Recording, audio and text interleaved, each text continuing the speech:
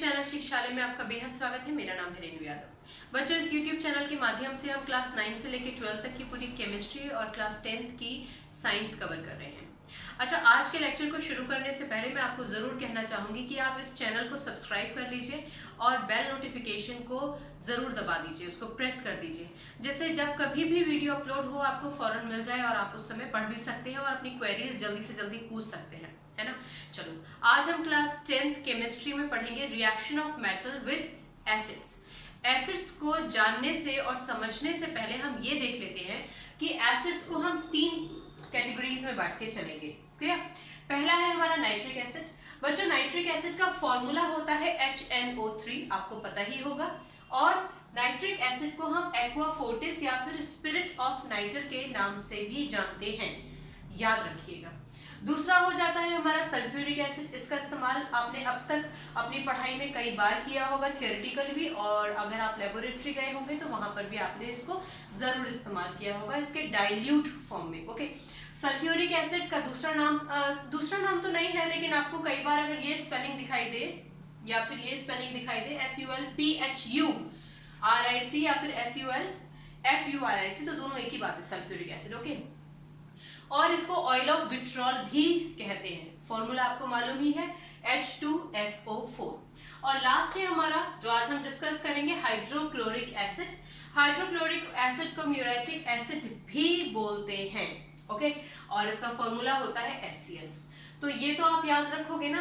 इन तीनों एसिड से मेटल कैसे रिएक्ट करते हैं आज के लेक्चर में ब्रीफली हम वो पढ़ेंगे। इस लेक्चर में आगे बढ़ने से पहले इन एसिड्स को तो जान लिया है, एक बार ये और देख लेते हैं बच्चों की डाइल्यूट और कॉन्सेंट्रेटेड एसिड क्या होते हैं। बच्चों, हमारे पास जो लेबोरेटरी में एसिड्स होते हैं अक्सर वो हमारे पास कॉन्सेंट्रेटेड फॉर्म में आते हैं। क्लियर? हमें उसको डाइल्यूट बनाना होता है, डाइल्यूट बनाना होता है एसिड को। डाइल्यूट बनाने का रीजन है कि अगर आप कॉन्सेंट्रेटेड एसिड इस्तेमाल करेंगे तो वो बहुत ही ज्यादा स्ट्रांग होता है। क्लियर? अगर कॉन्सेंट्रेटेड एसिड हमारे स्किन पे गिर जाए या हमारे कपड़ों पे गिर जाए तो स्किन पूरी रप्चर हो सकती है, कपड़ा पूरा जल सकता है, तो बहुत हैजार्डस होता है। तो इसीलिए खासतौर से लेबोरेटरीज में हम इसको डाइल्यूट फॉर्म में ही इस्तेमाल करते हैं। डाइल्यूट बनाने के लिए एसिड को हम लोग क्या करते हैं, एक फ्लास्क लेंगे। हो सकता है कि आपके टीचर आपको बोले कि आप बीकर ले लो, उसमें कोई फर्क नहीं पड़ता, ठीक है। इस फ्लास्क में हम पहले से यहाँ पर एसिड डालकर रखेंगे। क्लियर? वो एसिड जो कॉन्सेंट्रेटेड फॉर्म में है। ओके, फिर हम इसमें ड्रॉप बाय ड्रॉप पानी डालेंगे, हम इसमें वाटर ऐड करेंगे ड्रॉप बाय ड्रॉप।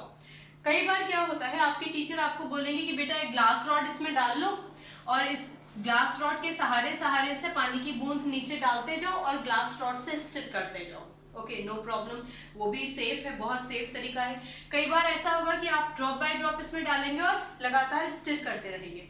तो आप हमेशा याद रखिए कि जब कभी भी आप पानी को एसिड में डालकर मिक्स करते हैं तो एसिड जो हमारे पास अब मिलकर आता है वो होता है हमारा डाइल्यूट एसिड। ओके, इतना समझ में आया? एक बात जरूर याद रखिए, क्वेश्चन आपसे कई बार बोर्ड में पूछा जाता है, होम एग्जाम में पूछा जाता है कि अगर आपको किसी भी एसिड को डाइल्यूट करना है तो आप कैसे करोगे। तो आप हमेशा ये बोलिएगा कि आप एसिड लेंगे फ्लास्क में या बीकर में और उसमें ड्रॉप बाय ड्रॉप पानी डालेंगे और ग्लास रॉड से हमेशा उसको स्टिर करते रहेंगे। कभी भी बीकर या फिर फ्लास्क, दोनों ही एक ही बात है, आप कोई भी आपको दे दिया जाएगा कॉन्सेंट्रेटेड से डाइल्यूट बनाने के लिए। कभी भी ऐसा नहीं होगा कि आप वाटर में एसिड डालें, ऐसा कभी भी नहीं होगा। आप हमेशा एसिड में पानी डालेंगे, क्योंकि एसिड जो होता है ना बहुत ही विगर होता है, एक्सप्लोजिव इन नेचर होता है, ठीक है, एकदम से स्प्लैश आउट कर जाता है।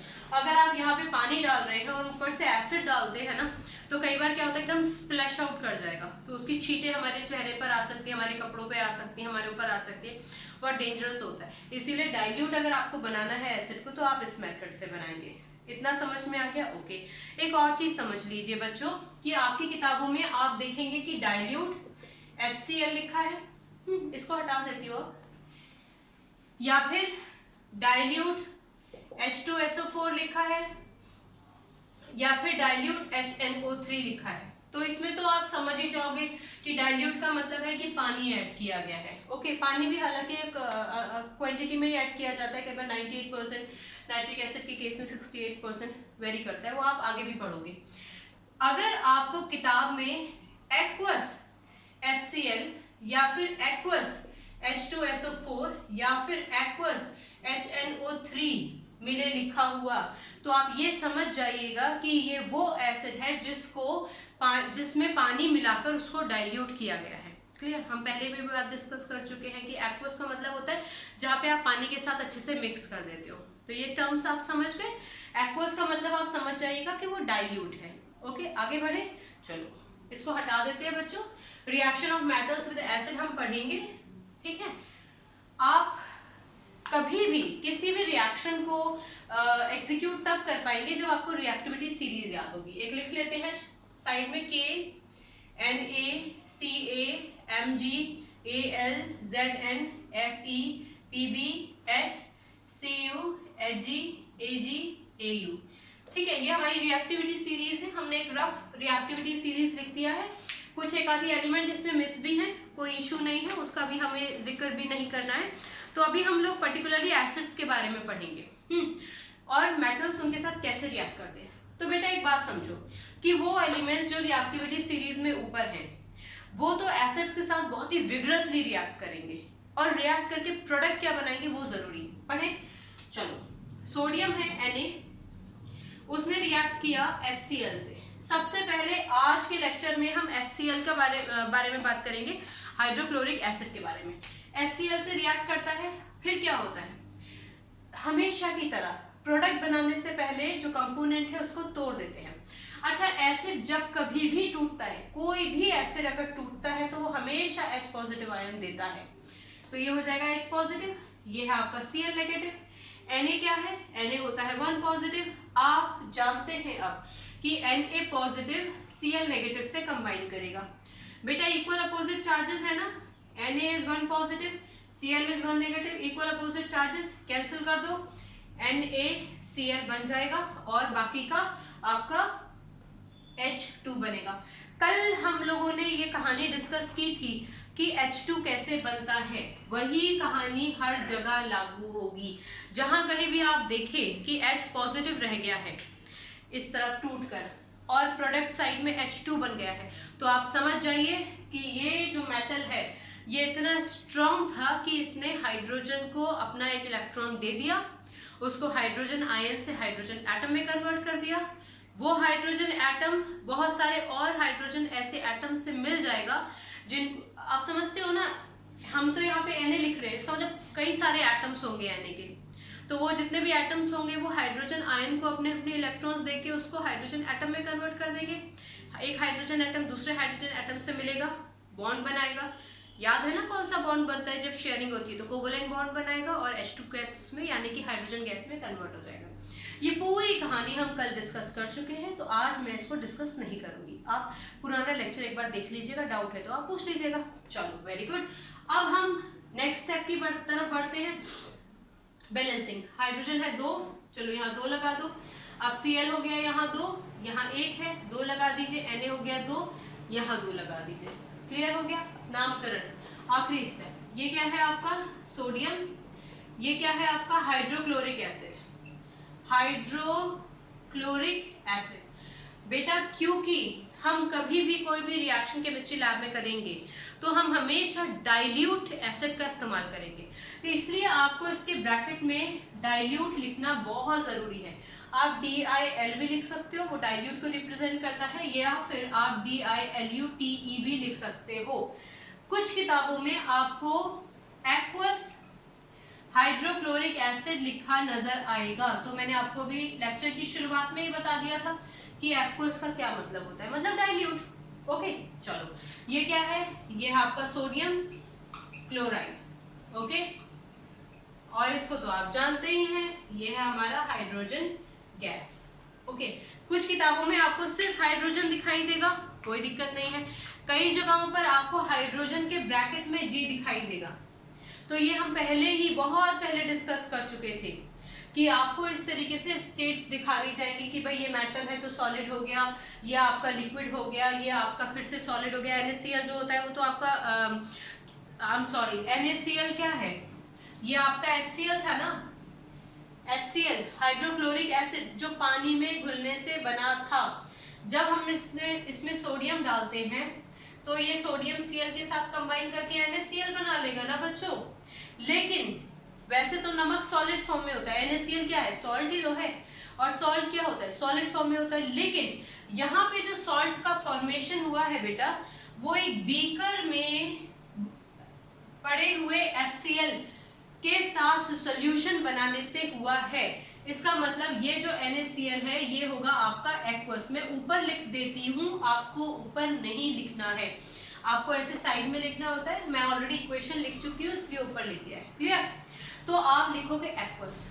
इज दिस क्लियर बेटा? आप कुछ, ये मैं हटा देती हूँ बच्चों, कुछ किताबों में आप देखोगे कि वहां लिखा होगा metal plus acid gives metal salt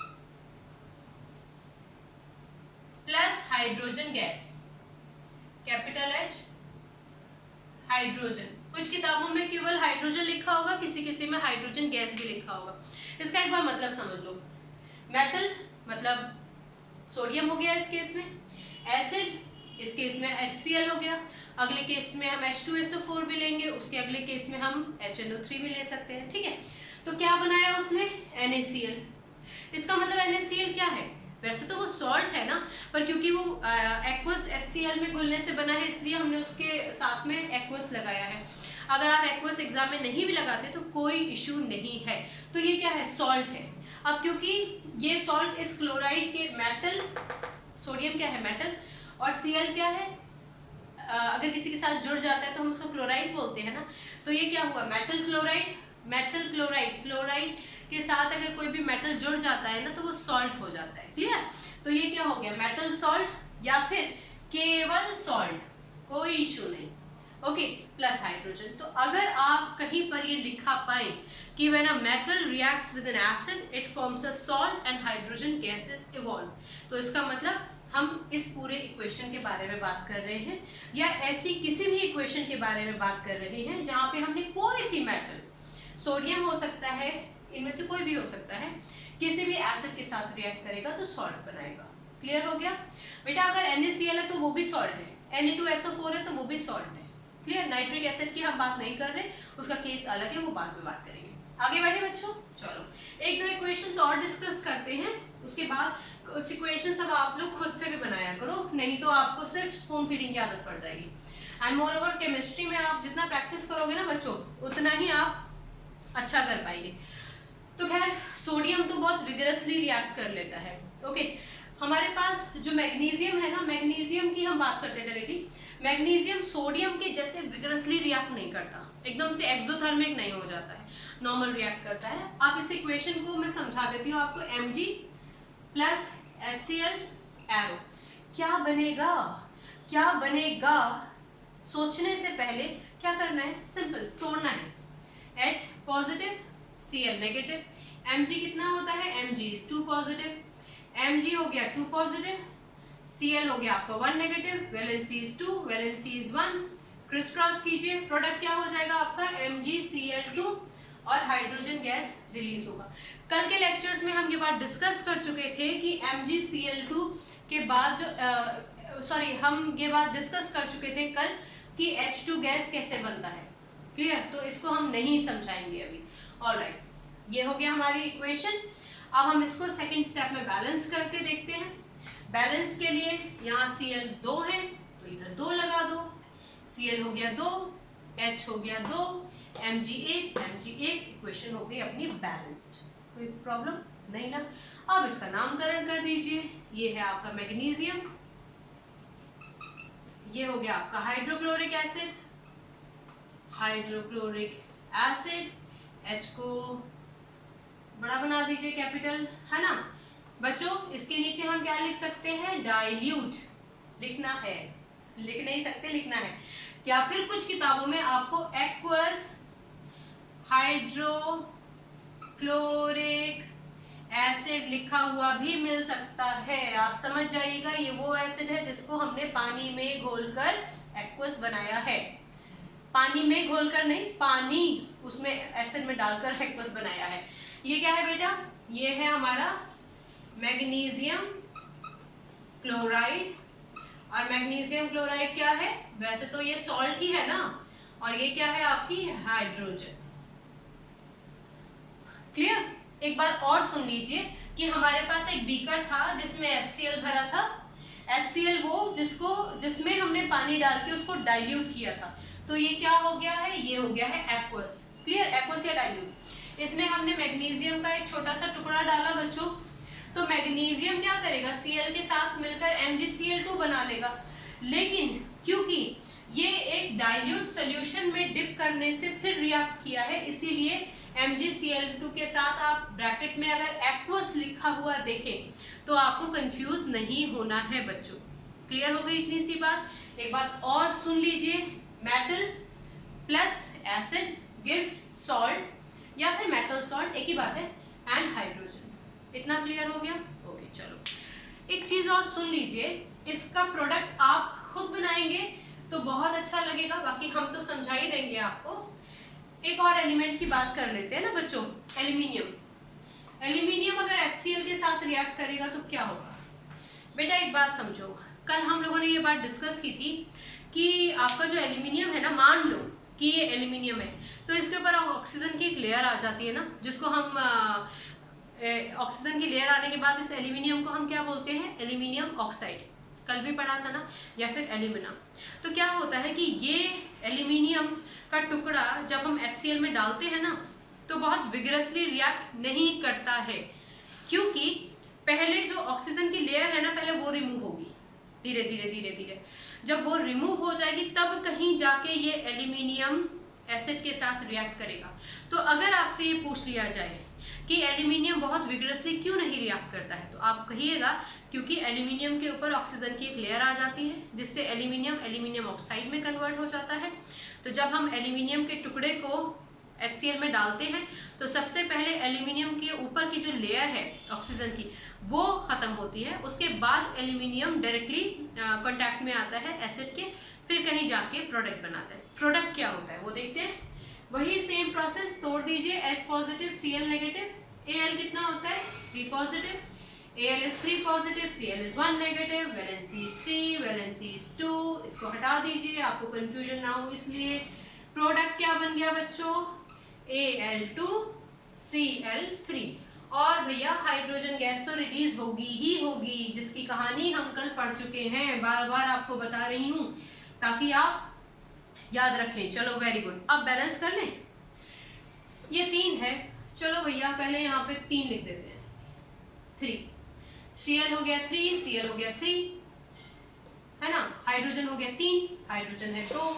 कहीं भी ऑड इवन के चक्कर में फंस जाओ तो एक ऐसे नंबर से मल्टीप्लाई कर दो जिससे मल्टीप्लाई करने से आपको दोनों तरफ इवन मिल जाए। कहने का मतलब इसको कर दो 3, तो 3 to the 6। अब यहाँ 6 हाइड्रोजन करने के लिए 6 लगा दो। बेटा बहुत पुराने लेक्चर्स में आप लोगों को ये कहा गया था, हिट एंड ट्रायल मेथड है ये, ठीक है ना। तो अचानक से पेन से ही बैलेंसिंग मत कर दिया करो शुरू, पहले पेंसिल से बैलेंस करो और उसके बाद उसको कॉन्क्रीट करके लिखना चाहो तो आप पेन से लिख दो, ओके। क्योंकि रब करना पड़ जाता है ना बैलेंस करने में कभी कभी।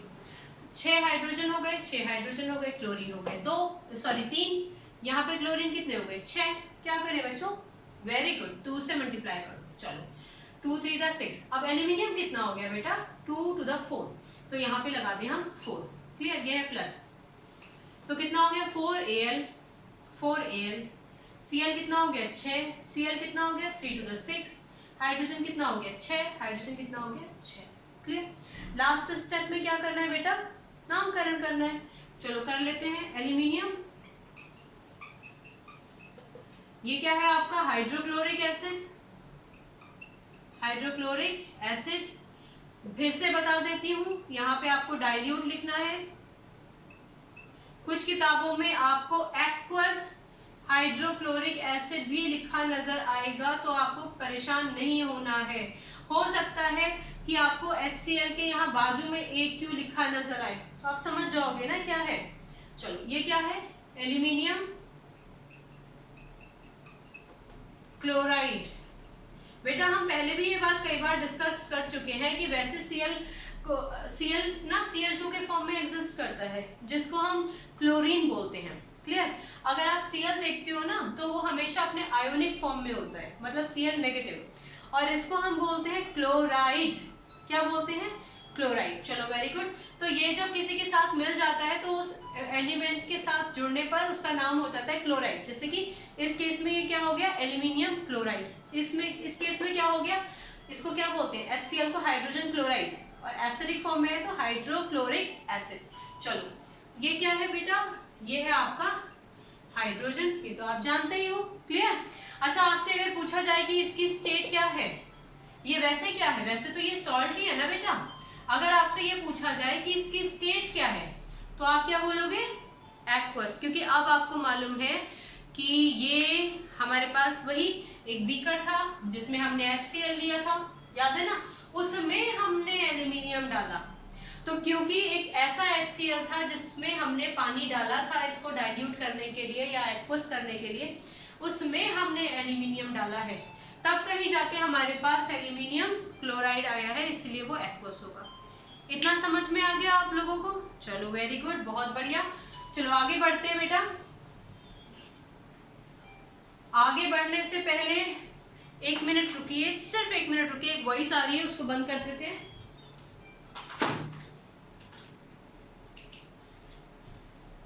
चलो दोबारा से आ जाते हैं, है ना, एक अलार्म बजने लग गया था, उससे डिस्टरबेंस हो रहा था थोड़ा, है ना।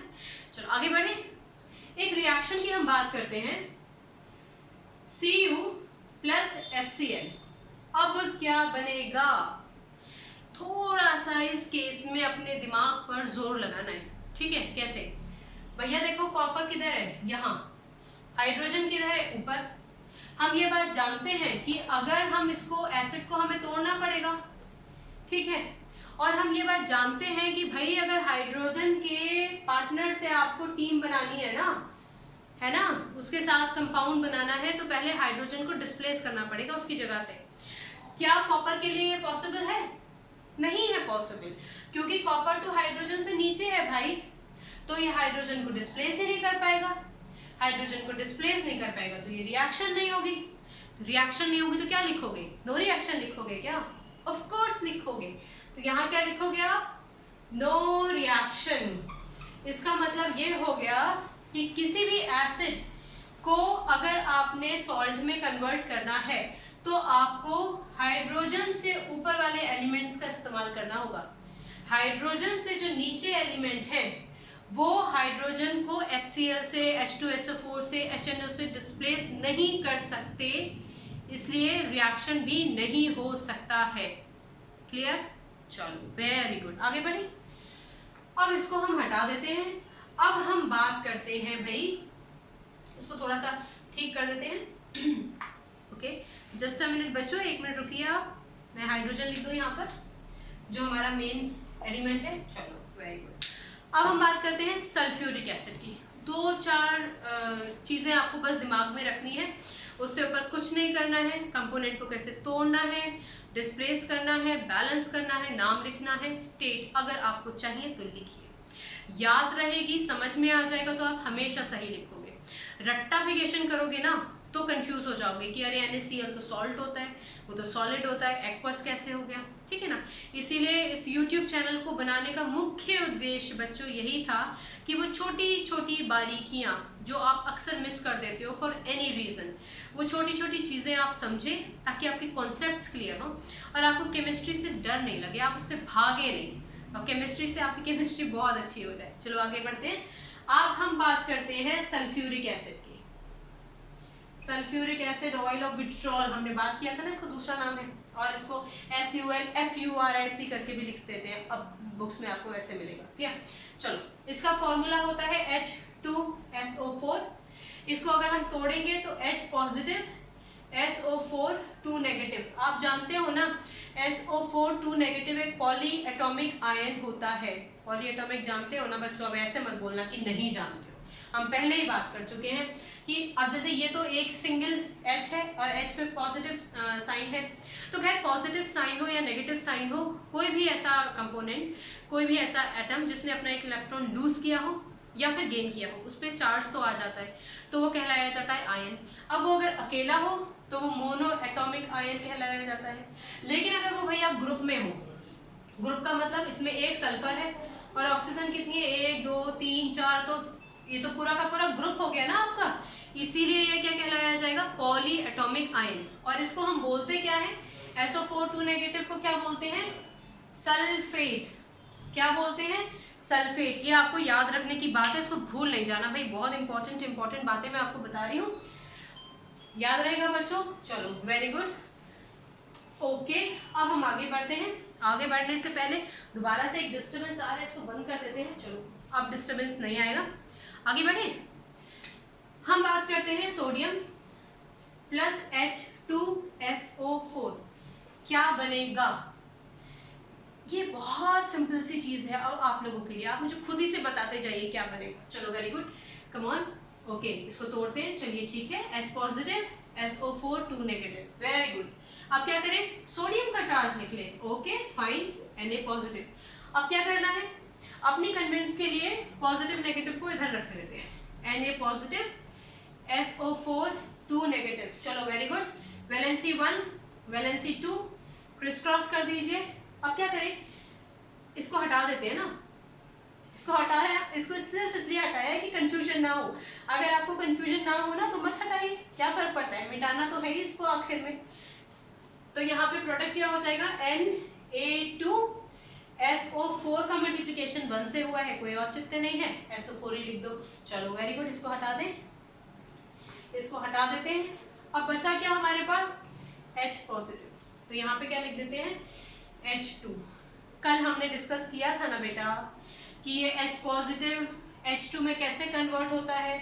अब अगर आप कंफ्यूज हो रहे हो तो एक बार सुन लो, फिर नहीं तो सोचोगे कि दोबारा से पुराना लेक्चर सुने। और आप कुछ बच्चे तो सच्ची में ऐसे हमारे आराम पसंद बच्चे हैं कि वो सोचेंगे ही नहीं कि पुराने लेक्चर में जाके सुने, तो एक बार सुन लो। सोडियम क्या होता है, ये ऐसे ही है, इसके ऊपर कोई चार्ज नहीं है। तो सोडियम का एटॉमिक नंबर 11, कॉन्फ़िगरेशन 281। इसका मतलब सोडियम के पास एक न्यूक्लियस है, 3 शेल्स हैं, आखिरी वाले शेल का इलेक्ट्रॉन बनाऊंगी भाई, एक ही इलेक्ट्रॉन है। अच्छा होने चाहिए यहाँ पे 8, तो एक इलेक्ट्रॉन होने की वजह से इसकी अनस्टेबिलिटी हो रही है, अनस्टेबल हो गया है, तो ये चाहेगा कि अपना इलेक्ट्रॉन लूज कर दे। क्लियर। अब इसको पता चला कि भैया H2SO4 है, तो इसको पता चलता है कि H2SO4 में SO4 जो है ना उसका नेगेटिव नेचर है। क्लियर, नेगेटिव नेचर मतलब उसने किसी से इलेक्ट्रॉन लिए हैं। तो सोडियम कहेगा कि भैया ऐसा है, इलेक्ट्रॉन तो मैं भी दे सकता हूँ, ठीक है, तो तुम मेरे साथ मिलके कंपाउंड बना लो। तो ये कंपाउंड बना लेंगे क्रिस क्रॉस करके, जैसे मैंने आपको बताया। अब ये हाइड्रोजन बोलेगा कि भैया ऐसा है, ऐसे कैसे दे दोगे SO4 को आप इलेक्ट्रॉन, मैंने उसको ऑलरेडी अपना इलेक्ट्रॉन दे रखा है। तो सोडियम बोलेगा कि ठीक है कोई बात नहीं, आपने अपना एक इलेक्ट्रॉन दे दिया था जिसकी वजह से आपके ऊपर पॉजिटिव चार्ज आया था। ऐसा करो, आप मेरा इलेक्ट्रॉन ले लो। जब आप मेरा इलेक्ट्रॉन ले लोगे तो आप किस में कन्वर्ट हो जाओगे, H में। क्लियर। और हाइड्रोजन के पास अब क्योंकि उसने एक इलेक्ट्रॉन था, वो भी किसी को दे दिया था, वो इलेक्ट्रॉन उसको वापस मिल गया, तो अब उसके पास कितने इलेक्ट्रॉन है, एक इलेक्ट्रॉन। आप जानते हो कि हाइड्रोजन के पास अब कितना शेल है, एक ही शेल है, उसमें कितना इलेक्ट्रॉन है, एक ही इलेक्ट्रॉन है। होने कितने चाहिए, 2 होने चाहिए। तो अब ये क्या करेगा, ये परेशान। तो क्योंकि यहाँ पर H2SO4 का मतलब यही नहीं है कि सिर्फ आपके पास एक एटम है, और सारे एटम है। तो ऐसे और हाइड्रोजन एटम आ जाते हैं जिनको सोडियम ने इलेक्ट्रॉन देकर हाइड्रोजन एटम में कन्वर्ट कर दिया था। इसका डॉट से दिखाया है इलेक्ट्रॉन, इसका क्रॉस से दिखा दी। तो ये हाइड्रोजन कहता है कि भैया मेरे पास एक ही इलेक्ट्रॉन है, एक और इलेक्ट्रॉन मिल जाए तो मेरा शेल कंप्लीट हो जाए। ये हाइड्रोजन बोलता है भैया मेरी भी सेम कहानी है, तो क्यों ना हम इलेक्ट्रॉन शेयर कर लेंगे, इलेक्ट्रॉन शेयर कर लेते हैं। इनके बीच में बन जाता है एक बॉन्ड, आप जानते हो कोवलेंट बॉन्ड, शेयरिंग से बना है ना, इसलिए कोवलेंट बॉन्ड। अब क्योंकि हाइड्रोजन और हाइड्रोजन के बीच में बॉन्ड बन ही गया है तो वो कन्वर्ट हो जाते हैं H2 में, और H2 हमेशा गैसियस फॉर्म में होता है, गैस फॉर्म में होता है। क्लियर। तो ये थी H2 बनने की कहानी जो हम पहले भी डिस्कस कर चुके थे। एनीवेज, अब हम बात करते हैं सेकंड स्टेप की। जिसमें हम बात करेंगे बैलेंसिंग की। ओके, बैलेंस करें बच्चों। सोडियम तो यहाँ 2 है, यहाँ है 1, चलो लगा देते हैं 2। H कितना है 2, H कितना है 2। SO4 का कितना ग्रुप है 1, SO4 का यहाँ भी एक ही ग्रुप है। ठीक है, आप वैसे देखना चाहो तो S1 है, S1 है, O4 है, O4 है। अपनी इक्वेशन तो बैलेंस्ड है भाई। अब हम लिखते हैं इनके नाम। ये क्या है, ये तो सोडियम है।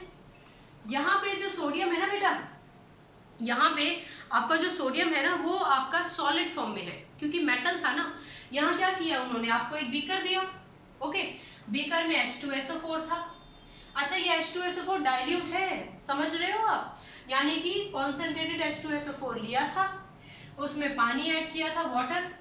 अब पानी ऐड हो गया तो जाहिर सी बात है कि ये डाइल्यूट हो गया है, कॉन्सेंट्रेटेड नहीं रहा है, इसकी जो एसिडिक नेचर था वो रिड्यूस हो गया है। क्लियर। पर क्योंकि ये पानी में मिलकर बना है, इसीलिए कुछ किताबों में आपको AQ भी लिखा नजर आएगा। और क्योंकि आपने ऊपर से इसमें डाल दिया सोडियम, ओके, और वो बन गया Na2SO4, ओके। लेकिन ये सोडियम एसिड उस एसिड में मिलने से Na2SO4 बना है, जो एसिड खुद पानी से मिलकर डाइल्यूट हुआ था। इसीलिए ये आपका Na2SO4 जो होगा वो एक्वस होगा। क्लियर। और हाइड्रोजन तो होती भाई हमेशा गैस फॉर्म में है। ओके, क्लियर हो रहा है। ये हमारा क्या था, ये सॉलिड था, टुकड़ा डाला था ना हमने सोडियम का एक। और ये क्या है, ये है आपका एक्वस, है ना। अभी आपको बताया ना एक्वस कैसा है। ओके, चलो अब इसका नामकरण हम कर रहे थे। ये हो गया हमारा सोडियम। कुछ किताबों में आपको सोडियम मेटल भी लिखा दिखाई दे सकता है, तो कोई हर्ज नहीं है। सोडियम तो होता ही मेटल है, उसका एक छोटा सा टुकड़ा आपको दिया जाएगा। ये क्या है आपका, ये है सल्फ्यूरिक एसिड। ओके, कुछ किताबों में आपको डाइल्यूट लिखा नजर आएगा, कोई हर्ज नहीं। एक्वस हम पहले ही लिख चुके हैं, तो कई किताबों में आपको शायद एक्वस भी लिखा नजर आए, कोई दिक्कत नहीं है।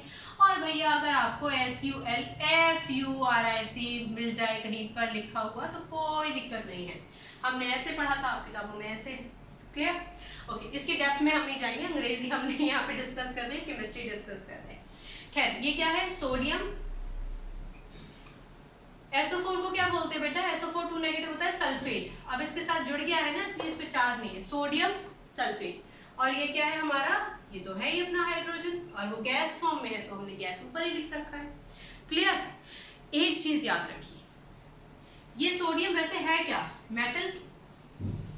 ये क्या है, एसिड। ये बना क्या है, ये जो है ना सोडियम सल्फेट हो, मतलब सल्फेट के साथ मिल जाए, क्लोराइड के साथ मिल जाए, तो वो कहलाया जाता है सॉल्ट। कुछ किताबों में आपको मेटल सॉल्ट के नाम से भी मिल जाएगा, कोई हर्ज नहीं। और प्लस हाइड्रोजन गैस रिलीज हुई, ठीक है।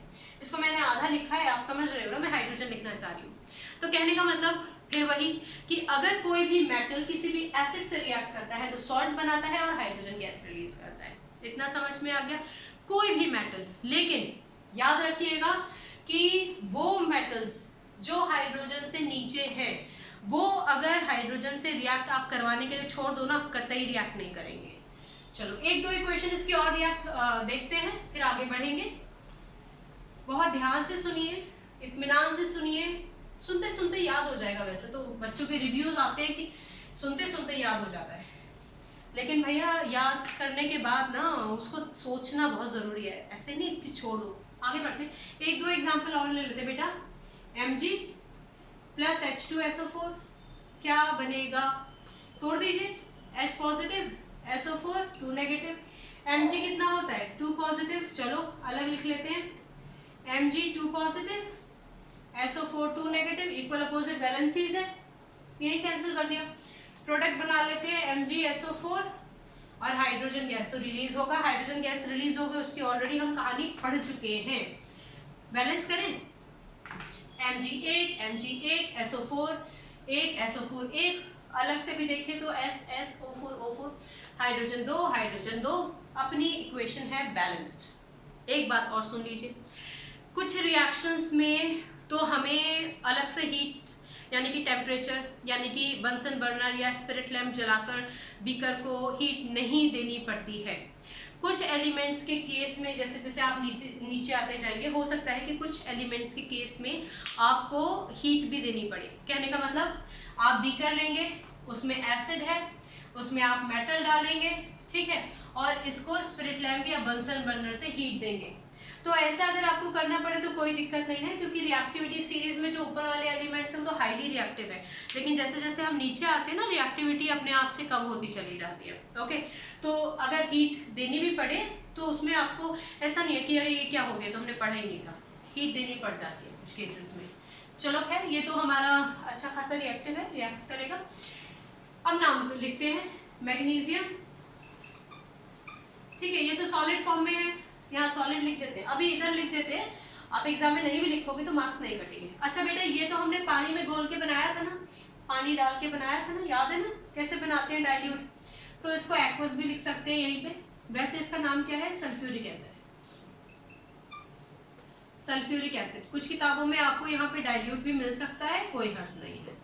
ओके, ये क्या है आपका मैग्नीशियम सल्फेट। अगर magnesium sulphate, sodium sulphate etcetera के नीचे आपको सॉल्ट लिखा मिले तो कोई हर्ज नहीं, क्योंकि ये तो एक कॉमन इक्वेशन है सारे एसिड्स के लिए, ठीक है। आप HCl से रिएक्ट करो मेटल को, आप H2SO4 से रिएक्ट करो मेटल को, आप नाइट्रिक एसिड से रिएक्ट करो मेटल को, आपको मिलना सॉल्ट ही है। नाइट्रिक एसिड का केस थोड़ा सा डिफरेंट है, वो हम बाद में डिस्कस करेंगे, अभी इधर फोकस करते हैं। तो सॉल्ट बनेगा, क्लियर, जिसको हम कॉमनली सॉल्ट बोलेंगे, अदरवाइज मैग्नीशियम सल्फेट। ओके, और ये हो गया आपका हाइड्रोजन। क्लियर है, क्लियर है ना। बहुत सिंपल सी इक्वेशन है बच्चों, इसमें तो हम लोगों को परेशान होने जैसी कोई चीज़ ही नहीं है। ओके, अच्छा इसके साथ में ना एक चीज़ और समझ लो, अगर मैं आपको बोलूँ Cu प्लस H2SO4 रिएक्ट करो, तो पहले तो इसको तोड़ो, H पॉजिटिव SO4 2 नेगेटिव। अब मसला वही आ जाता है कि भैया रिएक्टिविटी सीरीज में कॉपर है नीचे, इनकी इतनी ताकत नहीं है कि ये हाइड्रोजन को यहाँ से हटा दे और इसके पार्टनर के साथ मिलकर पार्टनरशिप कर ले, नहीं बना सकते ना, क्योंकि भाई वो नीचे है ना। तो क्या होगा, क्या करें, नो रिएक्शन लिखते हैं, बिल्कुल ठीक, यहाँ पे हम लिखेंगे नो रिएक्शन। आ गई बात समझ में। तो इसका मतलब ना केवल कॉपर, कॉपर होगी, मरकरी हो गया, गोल्ड हो गया, सिल्वर हो गया, नहीं रिएक्ट करेंगे, हर एक के केस में आप लिखोगे नो रिएक्शन। क्लियर ना बच्चों। चलो एक इक्वेशन और डिस्कस कर लेते हैं आप लोग के साथ, फिर नाइट्रिक एसिड का सफर तय करेंगे। बहुत इंपॉर्टेंट टॉपिक है, एक लास्ट टॉपिक जो मैं आपको पढ़ाऊंगी ना नाइट्रिक एसिड के बाद, वो तो बहुत ही इंपॉर्टेंट है, और सच मानो बोर्ड एग्जामिनेशन का ना फेवरेट क्वेश्चन है, वो टीचर्स का भी फेवरेट क्वेश्चन है ही ऐसा टॉपिक। चलो पहले एक इक्वेशन बात करते हैं, एल्यूमिनियम प्लस H2SO4 क्या बनाएगा, बहुत सिंपल है, इसको तोड़ दो, H positive SO4 2 negative, Al कितना होता है 3 पॉजिटिव, चलो अलग लिख लेते हैं, Al 3 positive SO4 2 negative, valency 3 valency 2, आप कंफ्यूज ना हो इसलिए यहाँ से हटा दो चार्जेस, क्रिस क्रॉस कर दो, क्या हो जाएगा Al2, और भैया SO4 का मल्टीप्लिकेशन 3 से हुआ है, और SO4 जो है वो एक ग्रुप है, तो ऐसा नहीं करोगे आपकी S का मल्टीप्लिकेशन 3 से करो और बोलो कि S तो 3 हो गया, O जो है आपका 4 3 12 हो गया, ये करोगे ना तो कोई भी नंबर नहीं देगा, ठीक है ना। क्या करेंगे, पूरे ग्रुप का मल्टीप्लिकेशन 3 से होगा, यानी कि SO4 का होल थ्राइस। क्लियर, बचा क्या H positive, H positive hydrogen में कैसे कन्वर्ट हुआ और फिर H2 में कैसे कन्वर्ट हुआ, वो कहानी हम पढ़ चुके हैं ना, तो यहाँ लिख दो H2। चलो बहुत बढ़िया, मिटा देती हूँ उस नीचे वाले पोर्शन को। अब हम करेंगे बैलेंसिंग। इसकी जो बैलेंसिंग है ना वो बड़ी ही इंटरेस्टिंग है, इंटरेस्टिंग इसलिए क्योंकि कुछ करने को तो है ना इधर। चलो SO4 का तो होल थ्राइस है बेटा, एल्यूमिनियम है 2, चलो एल्यूमिनियम 2 लिख देते हैं, SO4 का होल थ्राइस है, मतलब इस पूरे ग्रुप का होल थ्राइस है, तो इस पूरे ग्रुप को 3 बनाने के लिए हमें यहाँ लिखना पड़ेगा 3। SO4 का होल थ्राइस, SO4 हो गया पूरा 3, हाइड्रोजन कितना हो गया इधर बेटा 3 to the 6, उधर कितना है, इसको अलग लिख देती हूँ थोड़ा सा, इधर कितना है 2, यहाँ हो गया 6, यहाँ हो गया 2, 3 से मल्टीप्लाई कर दो। अब चेक कर लेते हैं, एल्यूमिनियम 2 एल्यूमिनियम 2, SO4 कितने हो गए? 3, ठीक है ना। और वैसे अगर आप देखोगे तो SO4 का होल थ्राइस है ना 3 SO4, ठीक। अगर आप अदरवाइज देखना चाहो तो S का 3 S3 O 4 3 12 O 4 3 12, clear. Otherwise अगर आप देखना चाहो, वैसे तो पूरे ग्रुप का ही मल्टीप्लिकेशन हुआ है तो देखने की जरूरत नहीं है। Hydrogen 3 to the 6 3 to the 6, clear हो गया। चलो, ये तो आप जानते ही हो कि ये आपका सॉलिड है। अब ऐसे मत लिखना ऊपर एरो बनाकर, मेरे पास तो जगह नहीं है इसलिए आपको बता रही हूँ। ये तो आपका सॉलिड है, ये आप जानते ही हैं। एसिड में पानी मिलाया था ना डाइल्यूट करने के लिए, एक्वस करने के लिए, तो कुछ किताबों में आपको एक्वस मिलेगा, यहाँ मिलेगा लिखा हुआ, मेरे पास जगह नहीं है इसलिए ऊपर लिखा है। ये क्या है बेटा? क्योंकि एल्यूमिनियम के टुकड़े को आपने उस एसिड में डाला जिसमें पानी डाला था हमने, तो ये भी हो गया एक्वस, और ये तो है ही आपकी गैस, क्लियर। मैं फिर से बता दूं, कई बार इक्वेशंस के साथ अगर आप स्टेट्स नहीं लिखते हो तो घबराने की बात नहीं है, इस पे आपके नंबर नहीं कटेंगे। ओके, चलो अब नाम लिख लेते हैं। ये है हमारा एल्यूमिनियम, ओके। ये क्या है हमारा? Sulphuric acid. सल्फ्यूरिक एसिड, क्योंकि हमने इसको पानी में मिलाया था डाइल्यूट करने के लिए, तो आपको DIL भी लिखा मिल जाएगा। DIL हो या पूरा डाइल्यूट हो, एक ही बात है। ये क्या है बेटा? एल्यूमिनियम सल्फेट, PHATE, कंफ्यूज मत होना बिल्कुल भी। कुछ बच्चे क्या करते हैं DE लिख देते हैं, वो अलग है, क्लियर। सल्फेट मतलब SO4 का होल ट्वाइस जो होता है ना, वो सल्फेट होता है, जो यहाँ मिलके अपना आयोनिक फॉर्म हो चुका है क्योंकि इसने इसके साथ कंबाइन किया, तो सल्फेट ATE, ओके। और ये क्या है बेटा? ये तो है, ये आपका हाइड्रोजन, ठीक है। आप हाइड्रोजन लिख सकते हो, आप हाइड्रोजन गैस भी लिख सकते हो, वैसे तो हाइड्रोजन गैस के फॉर्म में ही होता है। आगे बात समझ में? सिंपल है ना? सिंपल है। चलो अब एक इक्वेशन आपको होमवर्क के लिए दे रही हूँ। Zn प्लस H2SO4 क्या बनाएगा, ये आप मुझे सॉल्व करके जरूर बताइएगा, ठीक है ना। बताओगे तो इसलिए है कि एक तो आपको श्योर हो जाएगा कि हमें आ गई, और मुझे भी अच्छा लगेगा कि चलो पढ़ाया तो आपको समझ में आ गया, क्लियर। सल्फ्यूरिक एसिड का, हाइड्रोक्लोरिक एसिड का डिस्कशन कर चुके हैं, अब आगे बढ़ते हैं नाइट्रिक एसिड की तरफ। नाइट्रिक एसिड बहुत स्ट्रॉन्ग एसिड होता है, फॉर्मूला आपको बता ही दिया है हमने, HNO3। उसको किस नाम से जानते हैं वो भी हमने आपको बता दिया है। इसके साथ एक बहुत ही प्यारी कहानी है। पहले HNO3 के बारे में जानते हैं। HNO3 का मतलब H positive NO3 negative, NO3 negative, H positive NO3 negative. एक बात समझो बच्चों, जो आपका नाइट्रिक एसिड होता है ना, वो एक स्ट्रॉन्ग ऑक्सीडाइजिंग एजेंट है। नाइट्रिक एसिड क्या है आपका? नाइट्रिक एसिड है ऑक्सीडाइजिंग एजेंट। क्योंकि ये एक ऑक्सीडाइजिंग एजेंट है, आपको ध्यान होगा जब हमने ऑक्सीडेशन रिडक्शन पढ़ा था तो हमने ऑक्सीडाइजिंग एजेंट के बारे में बात किया था, वो एजेंट जो आपके पास ऑक्सीजन लेकर आ सके।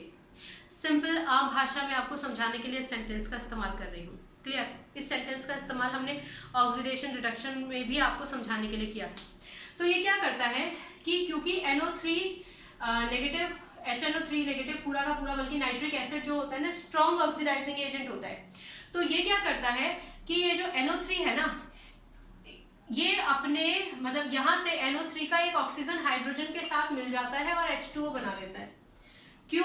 क्योंकि भैया H पॉजिटिव होता है, H तो 1 पॉजिटिव होता है ना, और जो ऑक्सीजन है वो होता है 2 नेगेटिव, क्लियर। तो H की वैलेंसी 1, O की वैलेंसी 2, आप यहाँ से चार्जेस हटा दीजिए, क्रिस क्रॉस कर दीजिए, ये हो गया H2O, क्लियर। तो ऐसा माना जाता है, अगर आपसे कहा जाए कि भाई नाइट्रिक एसिड अगर किसी भी मेटल के साथ रिएक्ट करता है नॉर्मली, तो वो हाइड्रोजन गैस इवॉल्व नहीं करता है, H2O बना लेता है। ऐसा क्यों है? ये बहुत इंपॉर्टेंट पार्ट है, समझ लीजिए। तो आप कहेंगे कि क्योंकि नाइट्रिक एसिड जो होता है वो बहुत स्ट्रॉन्ग ऑक्सीडाइजिंग एजेंट होता है। वैसे तो बहुत स्ट्रॉन्ग एसिड है, लेकिन वो एक ऑक्सीडाइजिंग एजेंट भी है। क्योंकि वो एक ऑक्सीडाइजिंग एजेंट है, वो हाइड्रोजन को H2O में कन्वर्ट कर लेता है। अब क्योंकि वो हाइड्रोजन को H2O में कन्वर्ट कर लेता है, तो वो खुद कई बार N2O या फिर NO, क्लियर, या फिर NO2 में कन्वर्ट हो जाता है। कई बात समझ में, एक बार इसको सुन लीजिए। HNO3 स्ट्रॉन्ग ऑक्सीडाइजिंग एजेंट होता है। ये क्या करता है, H को ऑक्सीजन दे देता है, तो H जो होता है वो H2 में कन्वर्ट ना होके H2O में कन्वर्ट हो जाता है। और ऐसी स्थिति में जब नाइट्रिक एसिड अपना एक स्ट्रॉन्ग ऑक्सीडाइजिंग होने के नाते हाइड्रोजन को ऑक्सीजन फैसिलिटेट कर देता है, उसको H2O में कन्वर्ट कर देता है, तो ये खुद N2O यानी कि डाई नाइट्रोजन ऑक्साइड, N2 है ना, तो मतलब डाई नाइट्रोजन, और ऑक्सीजन किसी के साथ जुड़ जाता है तो ऑक्साइड होता है, डाई नाइट्रोजन ऑक्साइड, या फिर NO मतलब कि नाइट्रोजन मोनोऑक्साइड, क्लियर, या फिर NO2 नाइट्रोजन डाइऑक्साइड। इनमें से किसी एक फॉर्म में कन्वर्ट हो जाता है। ये समझ लीजिए बच्चों कि ये तीनों फॉर्म्स में से कौन सा फॉर्म बनेगा इक्वेशन में, ये डिपेंड करता है कि HNO3 का रिएक्शन किस मेटल से हो रहा है, किस कंडीशन में हो रहा है, क्या टेम्परेचर है, क्या कंडीशंस है, क्लियर। बहुत ज़्यादा विस्तार में इस क्लास में आपको नहीं समझाया गया है, लेकिन दो चीज़ें इंपॉर्टेंट है, बहुत इंपॉर्टेंट है, वो आप समझ लीजिए। हमने अभी अभी कहा कि HNO3 ऑक्सीडाइजिंग एजेंट होता है, स्ट्रॉन्ग एसिड तो है ही, ऑक्सीडाइजिंग एजेंट होता है, और H को H2O में कन्वर्ट ना करके H2O में कन्वर्ट कर देता है, वाटर में कन्वर्ट कर देता है, क्लियर। तो आपसे पूछा जाएगा कि क्या वो कभी भी किसी मेटल के साथ रिएक्ट करके हाइड्रोजन नहीं बनाएगा, तो आप बोलोगे ऐसा नहीं है। आप कहेंगे कि very dilute nitric acid, very dilute nitric acid का मतलब अगर हम नाइट्रिक एसिड को बहुत डाइल्यूट कर दें, बहुत डाइल्यूट करने का मतलब अगर हम उसको अच्छे से पानी में घोलकर उसका जो कंसंट्रेशन है, एसिडिक बिहेवियर है, उसको कम कर दें, तो नाइट्रोजन HNO3 की सॉरी तब HNO3 की इतनी पावर नहीं रहती है कि वो हाइड्रोजन को अपना ऑक्सीजन दे पाए। समझ में आ रहा है? अगर आप HNO3 को वेरी डाइल्यूट कर देते हैं, काफी डाइल्यूट कर देते हैं, तो इसकी इतनी पावर नहीं रहती है कि ये H2 को H2O में कन्वर्ट कर सके, क्लियर। लेकिन जो बहुत डाइल्यूट नाइट्रिक एसिड है वो क्या करता है, वो सिर्फ मैग्नीशियम या फिर मैग्नीज के साथ ही रिएक्ट करके H2 देगा, ठीक है। इसके और भी बहुत सारे रिएक्शन रीजंस होते हैं कि जो हाई रिएक्टिव एलिमेंट्स होते हैं उनके पास इलेक्ट्रॉन्स होते हैं कि फैसिलिटेट कर देते हैं, अपने इलेक्ट्रॉन दे देते हैं हाइड्रोजन को, और बहुत सारे रीजंस हैं जो इस क्लास में विस्तार में आपको नहीं समझाए गए हैं। आप अभी याद रखिए कि HNO3 बहुत डाइल्यूट फॉर्म में H2 को H2 ही रहने देगा, H2O में कन्वर्ट नहीं करेगा। स्पेसिफिकली दो केसेस में ऐसा होता है, मैग्नीशियम और मैग्नीज, Mn मतलब मैग्नीज। अब हम समझते हैं इसको विस्तार में, इसको फिलहाल के लिए नीचे मैग्नीज को हटा देती हूँ, पहले हम इसका डिस्कशन करते हैं।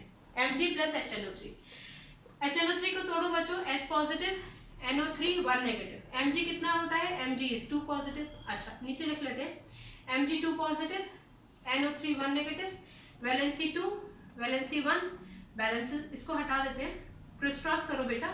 Mg के पास 1 आया तो ऑब्वियसली Mg 1 तो नहीं लिखेंगे ना, Mg ही लिखेंगे, Mg। NO3 बेटा पॉलीएटॉमिक आयन है, अब आपको समझ में आता है ना पॉलीएटॉमिक क्या है, तो इस पूरे का मल्टीप्लिकेशन 2 से होगा, यानी कि NO3 का होल ट्वाइस, और यहाँ पर हाइड्रोजन रिलीज होगा। याद रखो ये जो आपका HNO3 है ना नाइट्रिक एसिड, मैं यहाँ पर लिख देती हूँ, एक बार सुन लीजिए। ये जो आपका नाइट्रिक एसिड है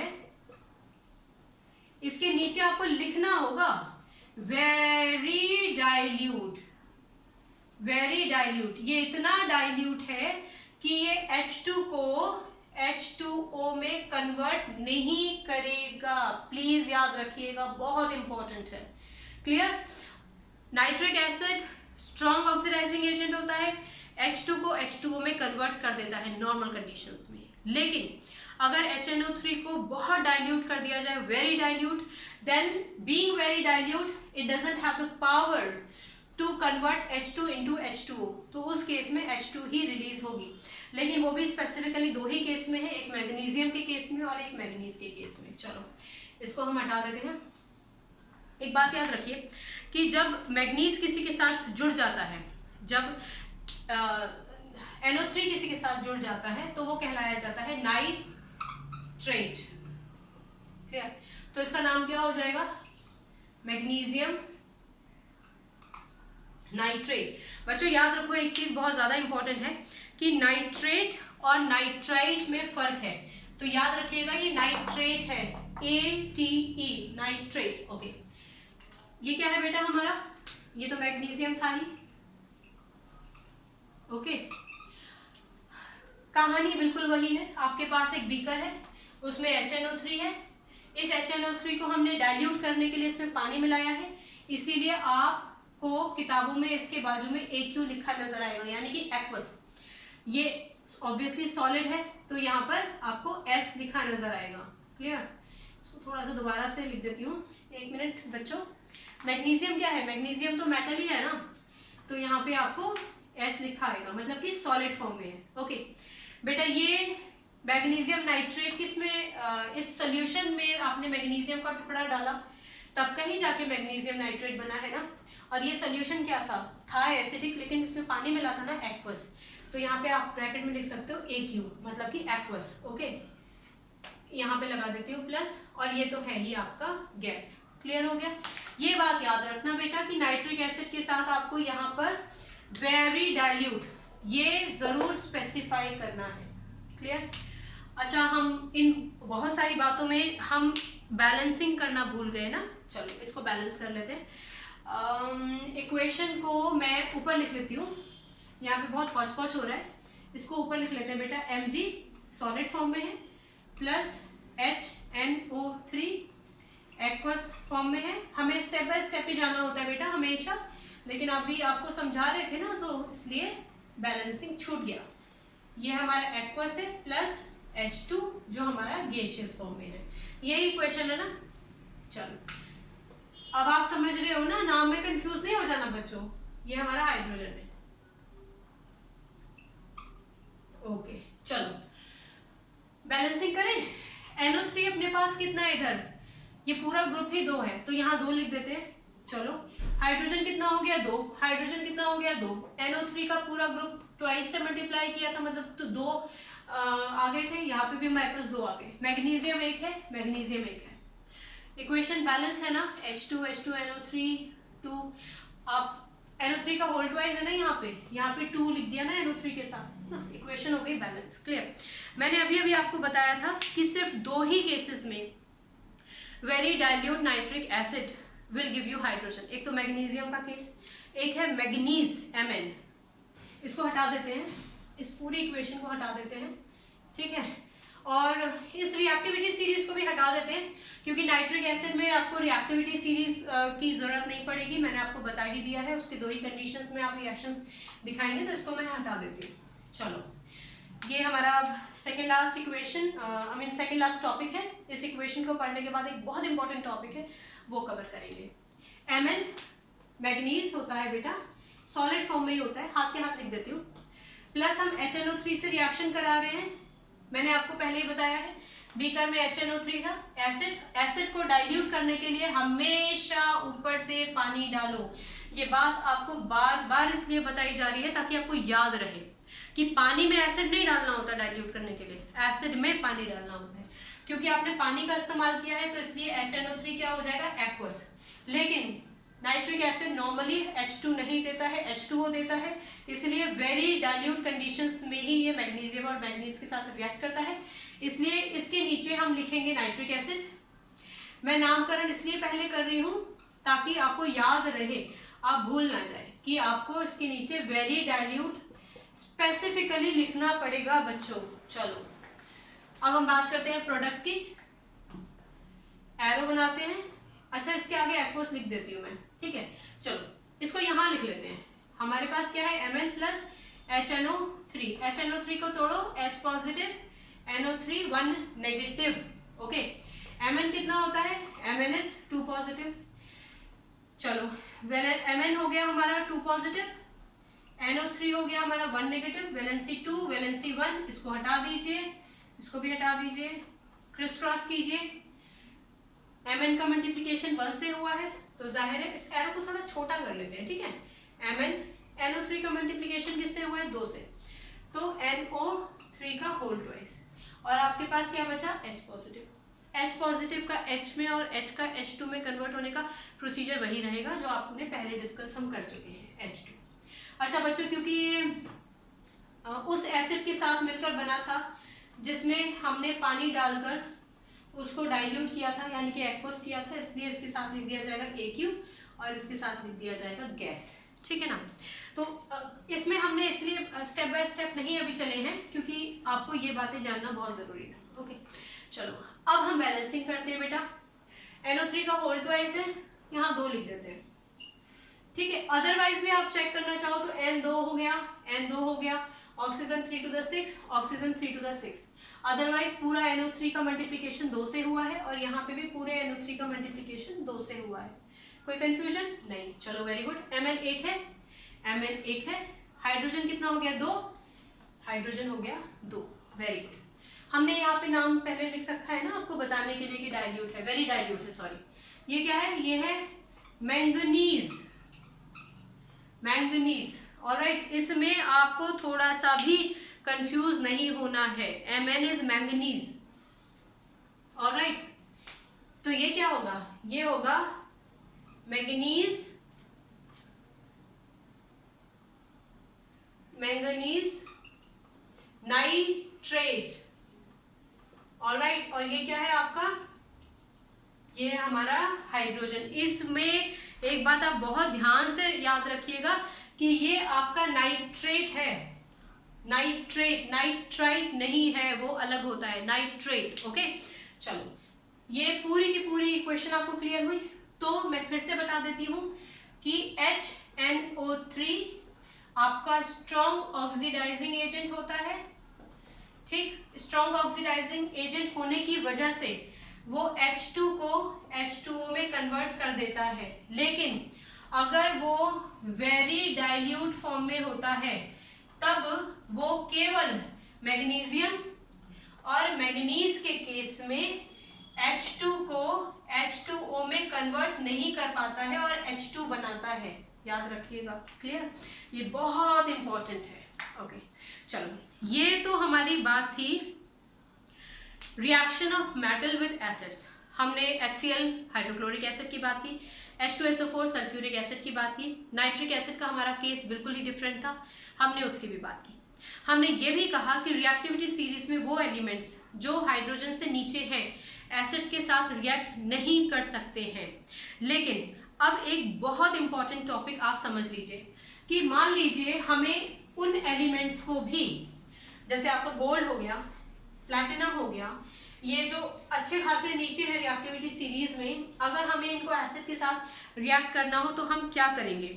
तो एक बात आप समझ लीजिए कि लेक्चर की शुरुआत में हम लोगों ने पढ़ा था कि कंसंट्रेटेड जो होता है वो बहुत स्ट्रॉन्ग एसिड होता है, क्लियर? हम ये भी जानते हैं कि HNO3 और H2SO4 स्ट्रॉन्ग एसिड्स होते हैं, क्लियर? डाइल्यूट फॉर्म में इनका कंसंट्रेशन कम हो जाने की वजह से इनका एसिडिक नेचर जो होता है वो कम हो जाता है, अदरवाइज ये अच्छे स्ट्रॉन्ग एसिड होते हैं।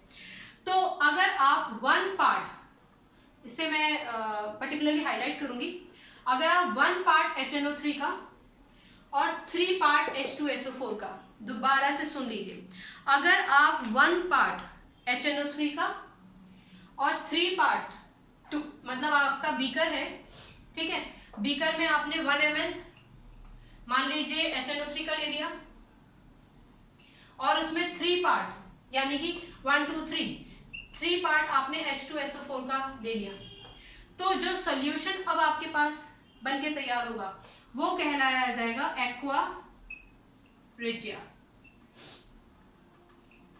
ये बहुत ही ज्यादा इंपॉर्टेंट टॉपिक है, बोर्ड एग्जामिनेशन में अक्सर पूछ लिया जाता है, आपके टीचर आपसे अक्सर पूछ लेंगे कि एक्वा रेजिया क्या है, तो आप बोलोगे aqua regia is a mixture of 1 part of nitric acid concentrated nitric acid, specifically concentrated, CONC मतलब concentrated, and 3 parts of concentrated H2SO4. concentrated तो वैसे भी strong ही होता है और ज़्यादा strong हो गया है, clear?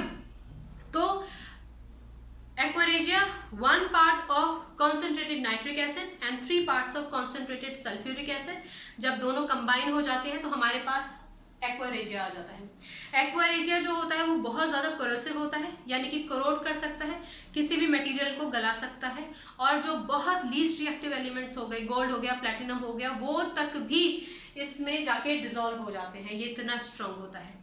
कई बार आपसे क्वेश्चन पूछा जाता है कि किसी महिला को अपनी सोने की चूड़ियाँ साफ करवानी थी, तो उसने एक व्यक्ति को अपनी सोने की चूड़ियाँ दे दी, और उसने क्या किया, एक सोल्यूशन में सोने की चूड़ियाँ डाली और सोने की चूड़ियों का जो कलर था वो तो बिल्कुल एकदम शाइन करने लग गया, लेकिन उसका वेट ड्रास्टिकली रिड्यूस हो गया। तो ऐसा क्यों हुआ?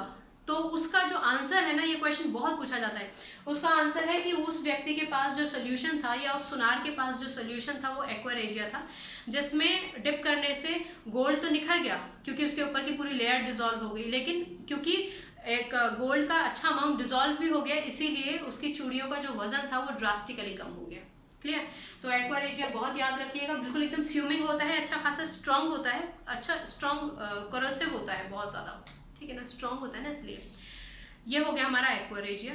यहाँ तक के पोर्शन में अगर आपको कोई प्रॉब्लम है ना, तो हम बार बार आपको बोलते हैं प्लीज़ पूछिए, ताकि हमारी मेहनत और आप जो इतना टाइम डिवोट कर रहे हैं चैप्टर को सुनने में, लेक्चर को सुनने में, वो पूरा का पूरा सक्सेसफुल हो। ठीक है बच्चों, चलिए अगले लेक्चर तक मिलने तक अपना ख्याल रखिए, खुश रहिए, त्योहारों को अच्छे से मनाइए, लेकिन पढ़ाई को बिल्कुल भी मत भूलिए।